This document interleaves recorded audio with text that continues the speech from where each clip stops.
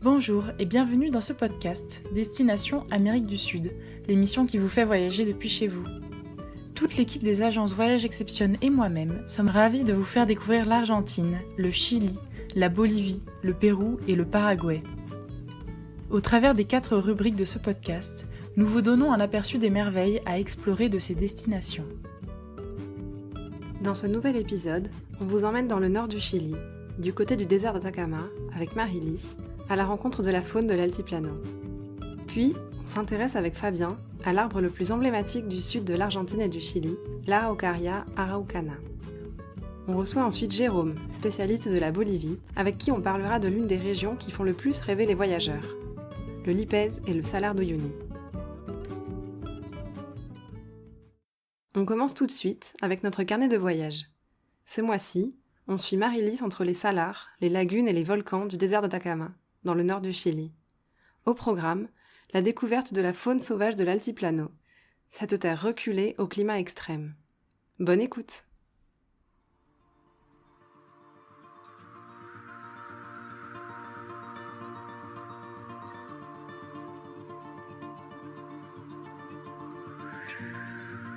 On vous emmène à la rencontre de la faune de l'Altiplano. Observer les animaux en pleine nature magnifie toujours un voyage.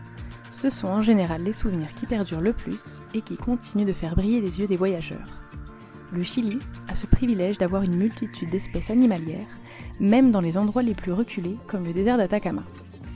Inspirants et fascinants, les animaux de l'Altiplano apparaissent et disparaissent inopinément, comme s'ils faisaient partie du mirage du désert. On vous emmène vivre des moments uniques et hors du temps à la rencontre des gardiens de ces étendues sauvages.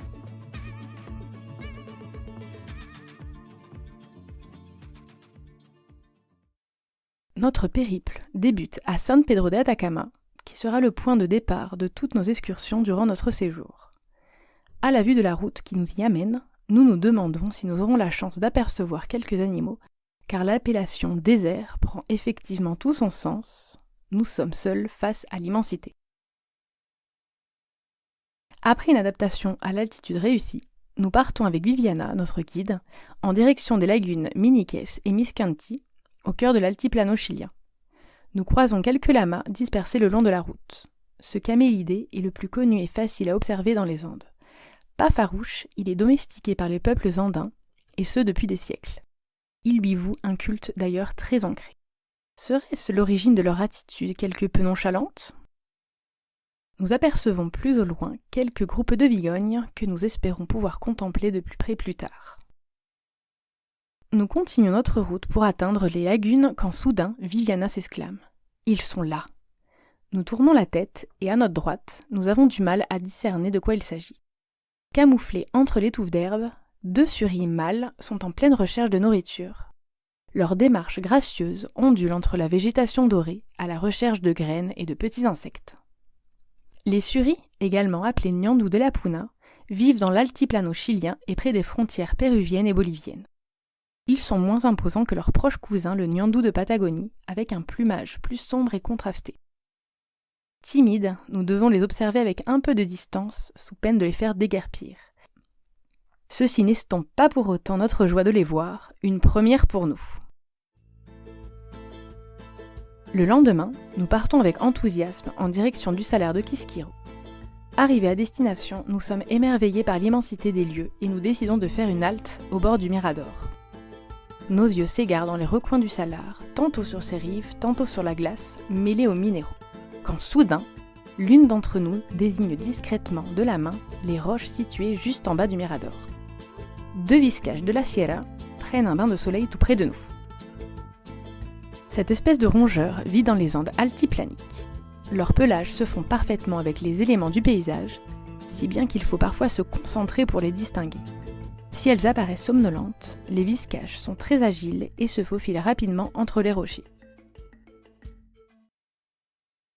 Notre voyage continue le lendemain. Nous partons aux aurores pour tenter d'apercevoir le célèbre flamant rose de la Laguna Chaxa. Il y a plus de probabilité de les rencontrer le matin que le soir. Et arrivés sur place, telle fut notre surprise. Des centaines de flamands dans les environs de la lagune, accompagnés de quelques pluviers de la Puna et avocettes des Andes. Nous nous approchons des rives et nous avons affaire au plus beau des spectacles, la danse nuptiale des flamants roses. Les flamands solitaires s'agroupent et défilent à l'unisson, en tendant le cou le plus haut possible à la recherche d'une partenaire. Une véritable représentation de ballet. Nous sommes ébahis par la quantité de flamands et surtout par leur tranquillité. Leur présence suffit amplement à sublimer la lagune. Actuellement, 3 espèces de flamands roses sont présentes au Chili. Le flamand des Andes, le flamand du Chili et le flamand de James. Nous remarquons que les 3 espèces sont au rendez-vous avec une majorité de flamands des Andes. Nous restons longtemps à les contempler, de près comme de loin, et nous repartons les yeux encore colorés par leur plumage rose. Des animaux, nous en croiserons encore bien d'autres durant notre voyage. Parmi les espèces les plus vues, on retrouve la vigogne. Emblématique de l'altiplano, elle est réputée pour sa précieuse laine fine et douce. Si leurs pelages se font facilement dans les paysages, cela ne nous empêche pas de les distinguer. Nous pouvons ainsi sans peine les examiner dans diverses situations. Courir en famille dans les plaines, se battre pour protéger leur territoire, se reposer cachés dans la végétation, ou encore se baigner dans les sources d'eau chaude. Nous avons également l'exclusivité de voir à seulement quelques mètres de nous un petit qui s'aventure prudemment dans la rivière gelée Putana. Le chemin qui mène au geyser d'Eltasio est l'endroit idéal pour observer la faune aviaire. Nous découvrons de nombreuses ouettes des Andes, des sarcelles de la Puna, des canards huppés ou encore des foulques géantes. Et c'est toujours un plaisir de pouvoir les voir dans leur environnement naturel et coexister entre les différentes espèces.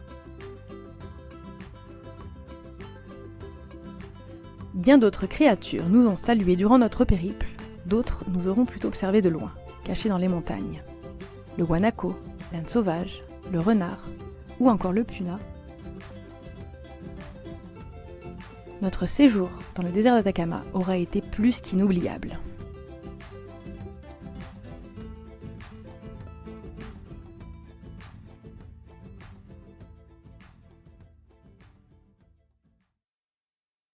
Merci d'avoir écouté notre carnet de voyage. Passons à présent à notre rubrique Nulle part ailleurs. Aujourd'hui, Fabien nous explique tout sur l'araucaria, cet arbre endémique du sud chilien et argentin. Après ça, vous saurez tout sur ses caractéristiques, son importance pour le peuple mapuche et même sur son plus ancien spécimen. Aujourd'hui, on va parler d'un arbre, mais pas n'importe lequel. Connaissez-vous l'araucaria ? Si ce n'est pas le cas, on vous en dit plus tout de suite. Avant tout, il existe plusieurs espèces d'araucaria dans le monde, 19 pour être exact, toutes ont en commun de se trouver dans l'hémisphère sud. On en trouve par exemple en Nouvelle-Calédonie, en Papouasie-Nouvelle-Guinée, en Australie, au Brésil ou au Paraguay. Mais aujourd'hui, on va parler de l'araucaria araucana, une espèce présente uniquement au Chili et en Argentine, et sans doute la plus emblématique. Il s'agit d'une espèce de conifère endémique et caractéristique d'une zone phytogéographique qui correspond aux régions du Biobío, de l'Araucanie et des fleuves au Chili, et qui s'étend au-delà de la cordillère des Andes, jusqu'à la province de Neuquén en Argentine. On ne le trouve qu'en altitude. Sur la cordillère des Andes, il est visible entre 900 et 1700 mètres d'altitude, et de 600 à 1400 mètres sur la cordillère de Nahuel Buta, située près de la côte pacifique chilienne. L'araucaria est un arbre dioïque, ce qui signifie en botanique que chaque individu est muni de gamètes mâles ou femelles. Il peut atteindre les 50 mètres de haut, et les spécimens les plus âgés ont un tronc dont le diamètre peut dépasser les 2 mètres. Sa croissance est lente, et il met entre 20 et 25 ans pour donner ses premiers fruits, des pignons comestibles. Le peuple mapuche, originaire de la même zone que l'araucaria araucana, l'a nommé Pehuen. La légende raconte que l'arbre leur a offert des pignons tombés au sol à un moment de famine, sauvant les habitants de la région. C'est pourquoi les Mapuches voient en lui un arbre sacré qui doit être vénéré. Pour les anglophones et les francophones en revanche, son nom est quelque peu énigmatique. Dans les années 1850, les Anglais l'appelaient jusqu'alors pin chilien. L'ont affublé d'un nouveau nom, Monkey's Puzzle Tree, ou l'énigme du singe. Les Français ont adopté la traduction, et il est devenu le désespoir du singe. Sauf qu'au Chili, il n'y a pas de singe. On y trouve uniquement un petit marsupial surnommé le Monito del Monte. Alors pourquoi ce nom curieux ? Tout commence chez l'un des sujets de Sa Majesté Sir William Molesworth, qui en avait planté dans son jardin. En effet, le chirurgien et naturaliste Archibald Menzies en avait rapporté de son voyage en 1795. Lors d'un dîner donné par Sir Molesworth, l'un des convives remarqua cet arbre à la silhouette étrange dans le jardin, et fit alors la remarque qu'avec cette forme en pâte d'araignée et ses branches tordues vers le haut, il serait un casse-tête pour les singes. C'est de cette anecdote que serait venu ce nouveau nom. Au Chili, dont il est l'arbre national, l'araucaria est une espèce menacée, et par conséquent protégée, et il a été déclaré monument national. Il figure d'ailleurs sur les billets de 2000 pesos chiliens, mais aussi sur le drapeau de la province argentine de Neuquén. Alors, c'est bien intéressant tout ça, mais concrètement, où est-ce qu'on peut en voir des araucarias? Eh bien, dans la plupart des parcs et réserves naturelles de sa région d'origine. Côté chilien, dans les parcs nationaux de Nahuel Buta, Huerquehue, Toluaca, Laguna del Laja, Villarrica, Conguillo, ainsi que dans le sanctuaire d'El Cani. Du côté argentin, dans le parc national Lanín, mais aussi dans des parcs et réserves nationaux comme Batea Mawida, Copahue ou Cinco Lagunas. Son plus vieil individu connu, surnommé l'Araucaria madre, se trouve au Chili, dans le parc national de Conguillo en Araucanie. L'estimation de son âge fait débat. La CONAF, institution gouvernementale en charge de l'administration des espaces protégés, l'a estimé autour des 1800 ans. L'ingénieur forestier Álvaro Gutiérrez le situait plutôt entre 800 et 1000 ans, tandis que les scientifiques de l'université catholique de Valparaíso pensaient qu'il n'aurait que 600 à 700 ans. Toutefois, en 2017, ces derniers, associés avec des chercheurs canadiens et états-uniens, seraient parvenus à trouver une technique permettant de mesurer avec précision son âge, 1021 ans. En tout cas, millénaire ou pas, nous chez Voyage Exception, on ne peut que vous inviter à découvrir cet arbre emblématique et étonnant, dont il est un devoir de tous de protéger les derniers spécimens. On écoute maintenant notre entretien avec Jérôme, notre coéquipier spécialiste de la Bolivie. Avec lui, on a parlé de la région du Lipès et du Salar d'Uyuni, dans le sud du pays, au croisement avec l'Argentine et le Chili. Il nous raconte ce que c'est, un circuit dans la région avec Voyage Exception, nous parle de ses endroits coup de cœur, et nous donne ses meilleurs conseils pour préparer un voyage dans cette partie de la Bolivie. Salut Jérôme, comment vas-tu? Merci d'avoir accepté notre invitation. Salut Anaïs, en tout cas un grand merci pour l'invitation qui va me permettre de parler un petit peu de la Bolivie, Bah oui. Un petit pays qui est pas forcément le plus connu en Amérique du Sud, mais qui mérite un petit peu son attention pour pouvoir en parler un petit peu. Voilà. Bah très bien, on est là pour ça. Alors pour commencer, est-ce que tu pourrais te présenter, nous dire depuis quand tu vis en Bolivie et comment tu atterris là-bas? Bah, comme tu l'as dit, je m'appelle Jérôme, j'ai atterri en Bolivie un peu par hasard il y a un peu plus de 20 ans. Figure-toi qu'après mes études, en fait, j'ai décidé de partir avec un pote en Amérique du Sud et on a complètement improvisé le voyage. Je commençais par le Brésil, l'Argentine, le Chili et j'ai atterri à San Pedro de Atacama. Et là, j'ai vu des photos d'un désert tout blanc, un désert de sel et j'ai découvert le Salar d'Uyuni et j'ai vu qu'il était possible depuis le Chili de s'y rendre et je suis donc parti. Je suis rentré en Bolivie par le sud Lipez et j'ai juste halluciné et j'ai découvert aussi le Salar d'Uyuni avec l'eau et l'effet miroir qui a fait bam bam et et après j'ai continué bien évidemment à découvrir le pays avec mon pote et je suis tombé sous le charme en fait des Boliviens, des paysages, d'un pays authentique qui était beaucoup plus que l'Argentine et le Chili et voilà, après les circonstances de la vie ont fait que je suis parti et puis j'ai décidé de tout plaquer en France pour venir m'installer en Bolivie, commencer de zéro et de voir ce qui allait se passer. Très bien. Alors aujourd'hui, on va parler d'une région en particulier, justement celle par laquelle tu as commencé toi à découvrir la Bolivie, Uyuni et le Lipez, dans le sud de la Bolivie, et on va laisser le reste du pays pour un autre épisode. Est-ce que dans un premier temps, tu pourrais situer cette région pour nos auditeurs, s'il te plaît? Bah oui, effectivement, le Lipez et le Salar d'Uyuni font partie on va dire des highlights de Bolivie et cette région est située en fait dans la partie sud-ouest de la Bolivie, frontière, on va dire à 90% avec le Chili. Après, il y a une petite partie avec l'Argentine, donc c'est vraiment tout le sud, c'est vraiment c'est la partie altiplano et la partie également volcanique, elle fait partie aussi de la cordillère des Andes.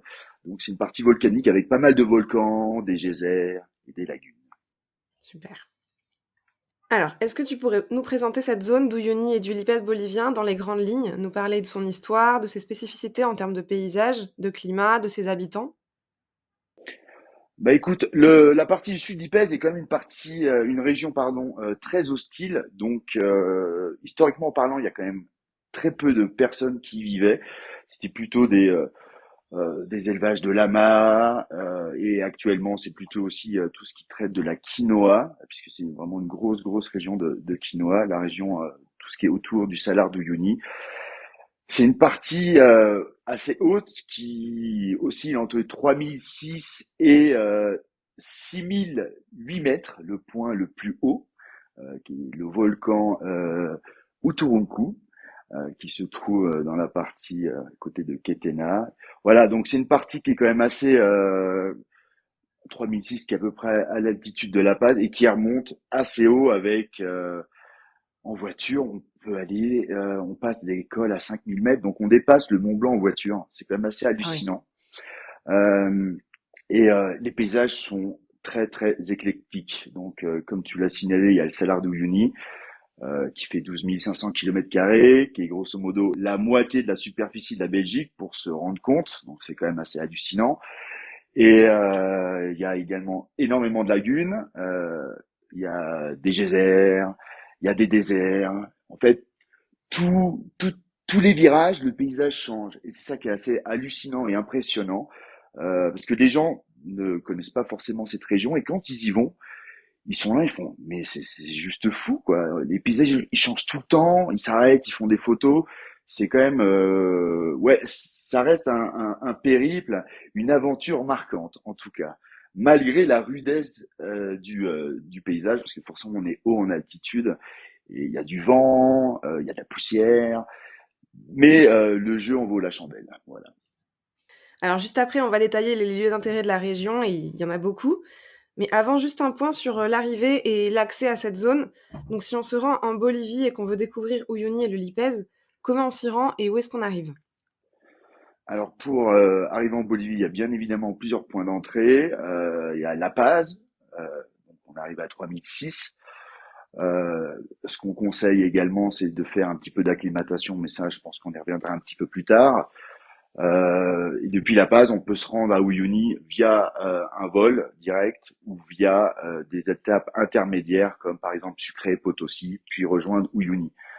Il y a aussi un autre point d'entrée qui est assez important, c'est Santa Cruz. Alors Santa Cruz, là par contre, il n'y a pas d'acclimatation parce qu'on est quand même quasiment au niveau de la mer, donc il faut y aller étape par étape avant d'aller dans la région d'Uyuni du sud d'Ipèze. Donc ce qu'on préconise, c'est de faire Santa Cruz, Sucre, Potosí, et ensuite rejoindre Uyuni avec quelques jours d'acclimatation avant d'arriver dans cette région qui peut, comme je l'ai dit tout à l'heure, arriver jusqu'à 5000 mètres en voiture, avec des nuits à 4006. Donc l'acclimatation est quand même ultra importante, et chez Voyage Exception, on est vraiment très attentif à la sécurité de nos voyageurs, et ça c'est super important avant de les envoyer dans des zones, on va dire, très hautes en altitude. On va revenir un tout petit peu après sur l'altitude. Mais d'abord, chez Voyage Exception, on aime bien encourager nos voyageurs à prendre leur temps, à réduire l'avion autant que possible pour éviter de perdre du temps dans les transports. Avec la région d'Uyuni et du Lipèze, on a plusieurs options pour faire un combiné avec d'autres régions de Bolivie, mais aussi avec d'autres pays comme l'Argentine, le Chili ou le Pérou. Donc avant de parler de la région qui nous intéresse aujourd'hui, est-ce que tu peux nous parler rapidement des options pour la combiner avec les régions et pays environnants sans passer par la case aéroport? Oui, tout à fait. Si on peut limiter l'émission carbone, c'est super important, c'est top. Et effectivement, le sud-Lipèze peut se combiner avec pas mal d'options, dont le Chili, comme je voulais mentionner en début de podcast. Donc depuis San Pedro de Atacama, arriver directement dans le sud-Lipèze. C'est ce qui se fait très bien, même si moi je préconiserais plutôt de commencer par le sud-Lipèze et de finir par San Pedro de Atacama. Donc ça se fait super bien. Il y a aussi l'Argentine avec tout le NOA, donc tout le nord argentin. Donc c'est-à-dire on combine tout ce qui est Tilcara ou Mahuaca, qui se combine super bien avec le sud de la Bolivie, avec la région de Tupiza, qui permet ensuite de s'intégrer très très facilement dans la région du Sud-Lipez. Donc ça fait des combinés Argentine-Bolivie et Chili-Bolivie. Mais ce qui marche aussi très très bien, c'est on va dire le trio magique, le Pérou, la Bolivie et le Chili. Ou l'Argentine. Donc ça fait un des trios magiques que vous voulez en fait. Donc on fait le Pérou, tous les incontournables, Machu Picchu, le lac Titicaca. On arrive en Bolivie et on redescend sur le sud pour rejoindre Uyuni. On fait une traversée en fait de toute la région du Sud-Lipez pour ensuite arriver soit à San Pedro Atacama, soit dans le NOA. Donc c'est vrai qu'en tant que créateur de voyages chez Voyage Exception, l'idée, c'est vraiment s'adapter en fait en fonction des envies des voyageurs. En fait, c'est ça en fait notre cœur de métier.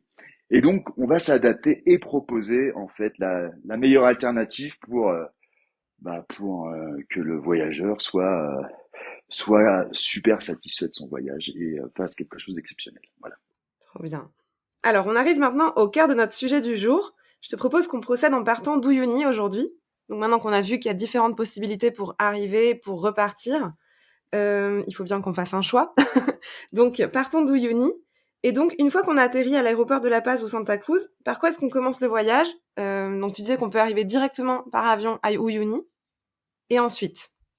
Voilà, donc on arrive à La Paz ou à Santa Cruz. Donc le but du jeu, c'est ensuite de rallier Uyuni sur quelques jours en permettant de s'acclimater avant d'entamer notre escapade dans le Sud-Lipez. Alors, ce que nous proposons chez Voyage Exception, c'est de faire ce que les autres ne font pas, en fait. C'est-à-dire éviter d'être aux mêmes endroits et au même moment qu'avec toutes les autres agences. Donc, on fait le tour, on va dire, ce qu'on appelle à l'envers.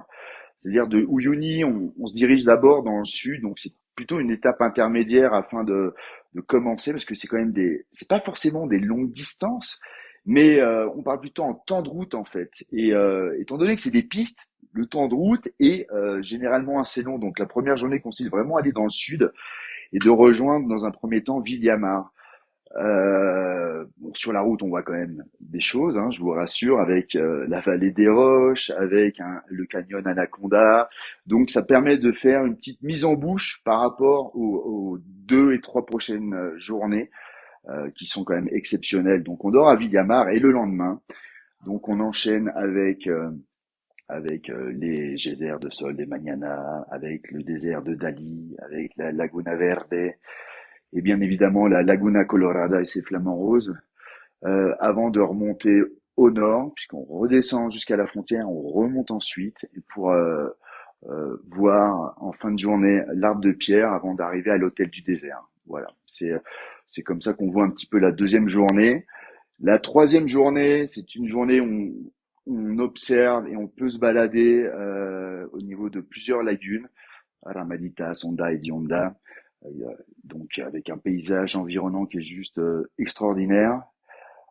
En fait, ce que j'aime bien, c'est que j'ai pas besoin d'en dire trop. Je veux que les gens découvrent par eux-mêmes parce que sinon ça casse un peu l'effet de surprise.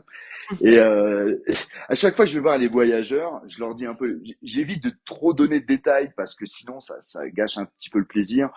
Et voilà, en tout cas, ce qui est sûr, c'est que vous serez pas déçus de ce voyage, puisque dans la dernière journée, on garde bien évidemment le meilleur pour la fin.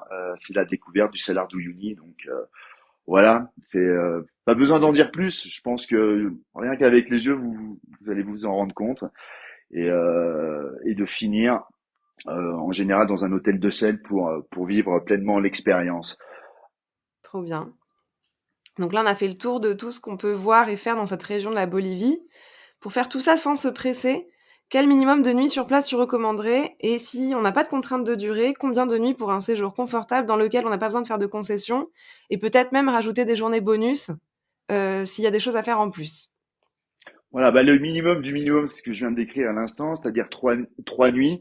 Moins de 3 nuits, ça se ferait au pas de course et on reprendrait un peu le schéma que les agences, on va dire, standard proposent. Alors nous, on va pas le proposer justement.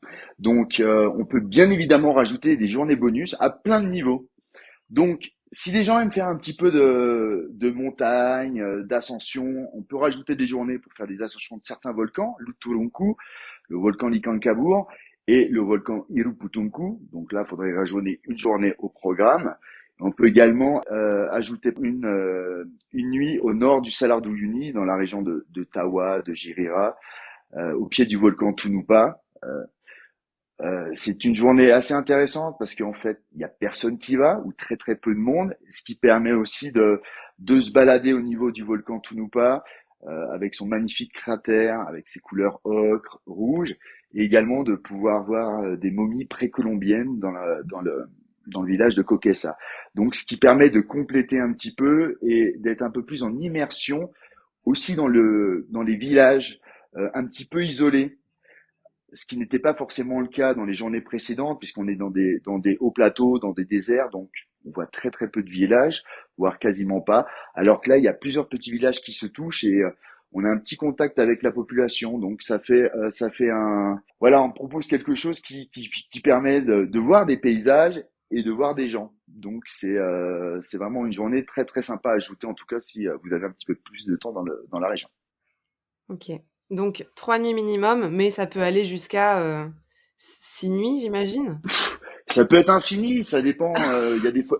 Non, mais je rigole, mais on a des photographes qui sont restés une dizaine de jours et qui restent sur des spots, qui font des couchers de soleil, qui se baladent un peu partout. Voilà, ça dépend des envies des gens, mais je comprends bien que les voyages sont limités dans le temps pour beaucoup d'entre nous, simples mortels. Mais voilà, je pense que 5-6 jours seraient suffisants pour vraiment voir un super panorama. Ok. Alors maintenant, si on parle météo, quelle période de l'année tu recommanderais pour visiter la région? Bah, écoute, c'est un petit peu comme au Pérou, ce qu'on préconise chez Voyage Exception pour la région Pérou et Bolivie, c'est surtout, on va dire, de avril à octobre, où là, les risques de pluie sont quand même très très minimes et ce qui est quand même beaucoup plus agréable pour voyager bien évidemment. Après la saison des pluies, c'est plutôt février, mars, voire début avril. Euh, Après dans la région du Sud-Lipès, c'est très très rare qu'il pleuve. Cependant, ça peut arriver, donc ça peut être nuageux et un petit peu moins agréable bien évidemment pour le voyage. Par contre, s'il pleut un peu, pour le Salar d'Uyuni, on peut voir l'effet miroir. Et ça change aussi complètement la donne. Donc voilà. En fait, il y a du pour, du contre. Finalement, on peut voyager quasiment toute l'année. Après, il y a le petit facteur chance qui fait s'il y a le Salar qui est avec beaucoup d'eau et des nuages, là, c'est pas de chance. Mais s'il y a de l'eau et qu'il y a du soleil, là, par contre, c'est jackpot. Voilà. Ah, c'est chouette. Et à qui tu recommanderais la découverte du Lipès bolivien? Bah, tout simplement aux amoureux des grands espaces, aux personnes qui veulent découvrir une région, un pays qui n'est pas dans le surtourisme, qui n'est pas, voilà, où on se sent seul. Et ça, c'est vraiment des retours qu'on a très régulièrement en disant, mais Jérôme, mais il y a personne, mais comment ça se fait? Bon, déjà, on fait tout pour éviter de croiser du monde, ça c'est un petit peu notre priorité, mais faut prendre en compte que la Bolivie n'est pas un pays ultra touristique et ça fait du bien pour beaucoup de personnes de venir dans un pays où tu dis waouh, il y a de la nature, il y a personne, il y a des paysages, je peux prendre mon temps, je peux faire des photos et il y a personne sur les photos.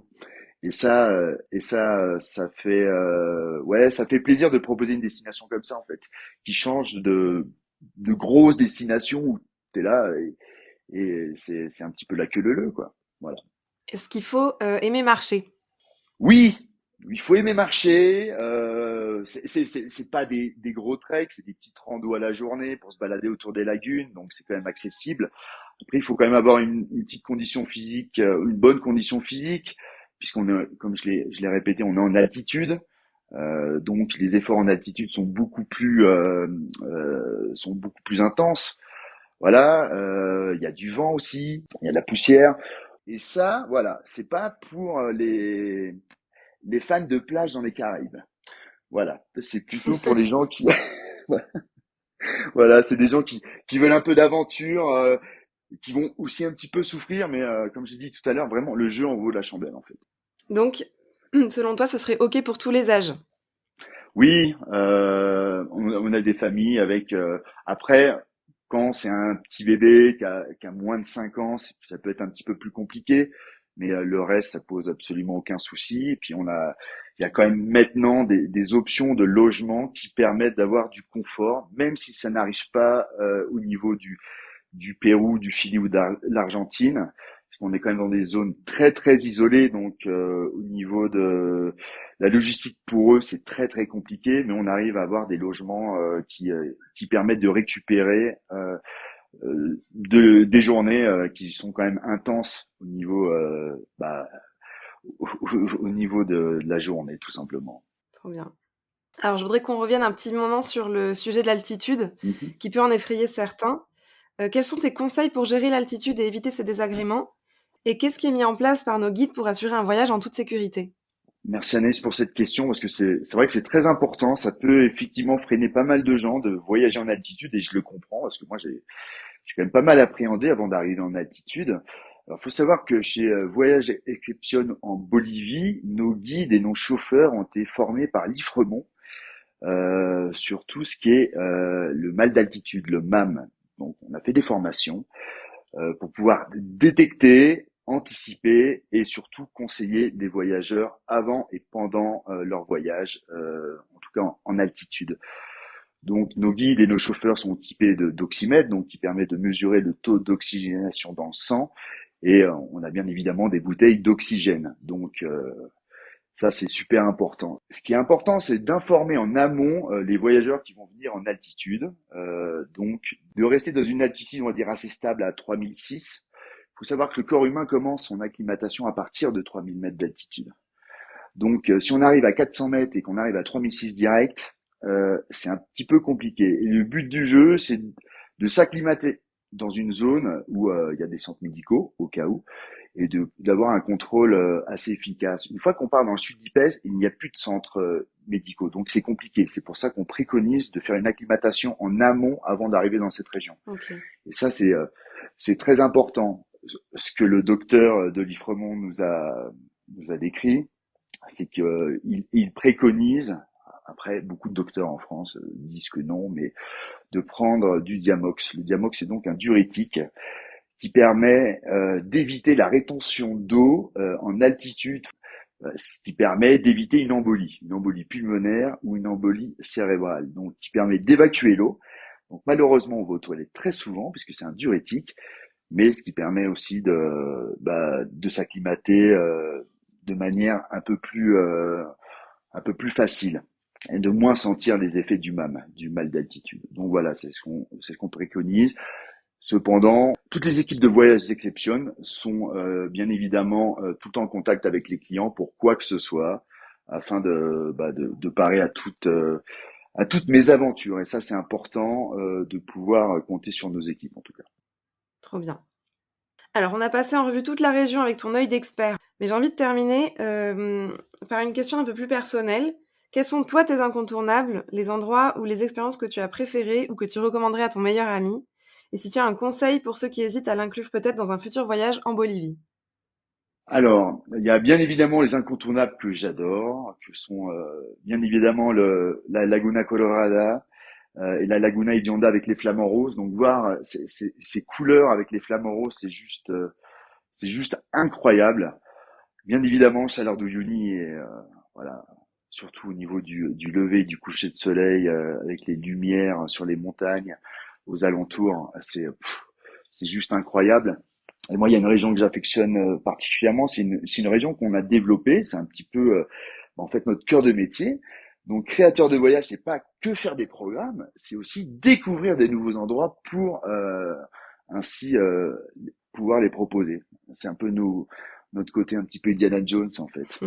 Et on a découvert une région il y a quelques années qui s'appelle la région de Samawa, qu'on a nommé comme ça, qui ressemble au NOA, donc au nord-ouest argentin, avec des montagnes de couleurs. En fait, je peux même pas le décrire parce que c'est juste c'est juste incroyable en fait. Moi, je suis tombé amoureux de cette région. Quand on a fait ce voyage de reconnaissance avec les chauffeurs, donc il y a quelques temps, on s'arrêtait tous les 100 mètres en fait. On s'arrêtait, on faisait des photos, on fait non mais il y a personne qui vient ici. On a découvert ça. Et je fais mais c'est incroyable. Je comprends pas quoi. Et depuis on le propose. On a même aidé à financer dans un petit village 2 petites chambres pour pouvoir recevoir les voyageurs. Après, il faut savoir que les conditions de logement sont pas forcément développées, ce qui est un peu normal puisque aucun touriste ne va là-bas. Il y a que nous qui y allons en fait. Et ça, c'est vraiment un voyage, une région, pardon, qui est vraiment dédiée pour les photographes, les gens qui aiment faire du drone aussi. Là, je pense qu'ils vont se faire plaisir. Voilà. Est-ce que c'est adapté pour ceux qui veulent rencontrer les populations locales aussi? Parce qu'on a beaucoup de personnes qui nous demandent ça, de rentrer en contact, de rencontrer des gens qui habitent sur place. Mais en fait, cette région-là permet de faire de la randonnée à la journée qui sont beaucoup plus longues que les petites randonnées autour des lagunes dans la partie, on va dire, classique de cette région, et qui permet aussi d'avoir un contact beaucoup plus proche avec les populations parce que là, on passe par beaucoup de petits villages.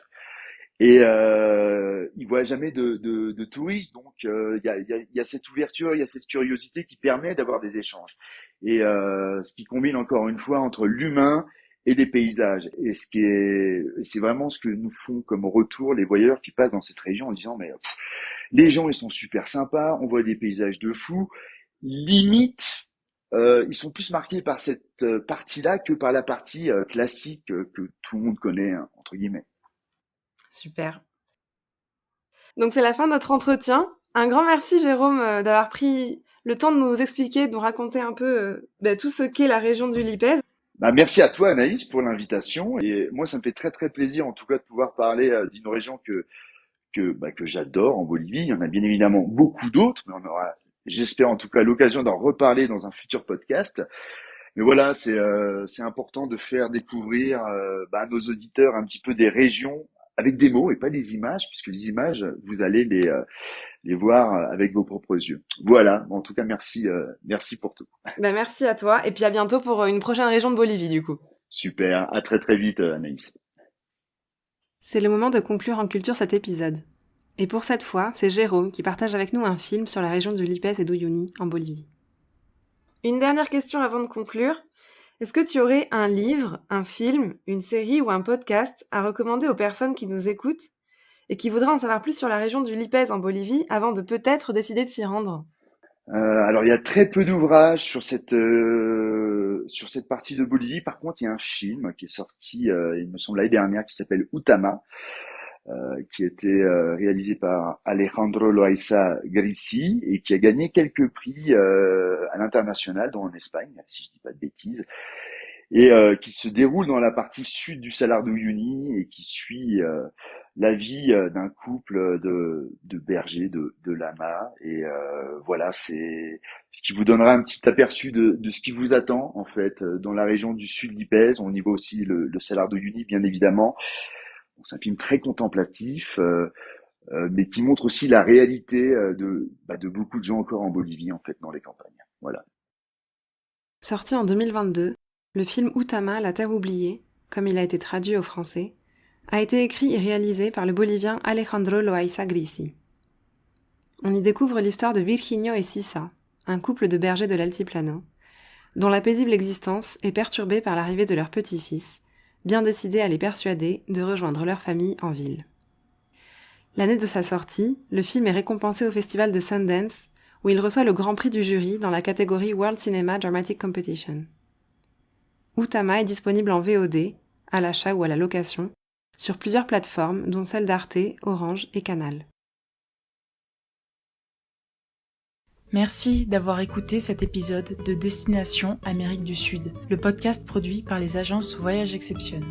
Si nous vous avons donné le goût du voyage, n'hésitez pas à faire un tour sur nos sites internet, dont le lien se trouve en description. Il regorge d'informations sur ces destinations fascinantes. Pour nous soutenir et faire connaître le podcast à d'autres voyageurs, vous pouvez lui mettre 5 étoiles sur Spotify ou Apple Podcasts. Pour suivre nos aventures et nos actualités, 2 possibilités. Vous pouvez nous suivre sur Instagram et Facebook grâce au lien en description et vous abonner à notre newsletter mensuelle depuis nos sites internet. Merci et à bientôt pour un prochain épisode d'aventure en Amérique du Sud.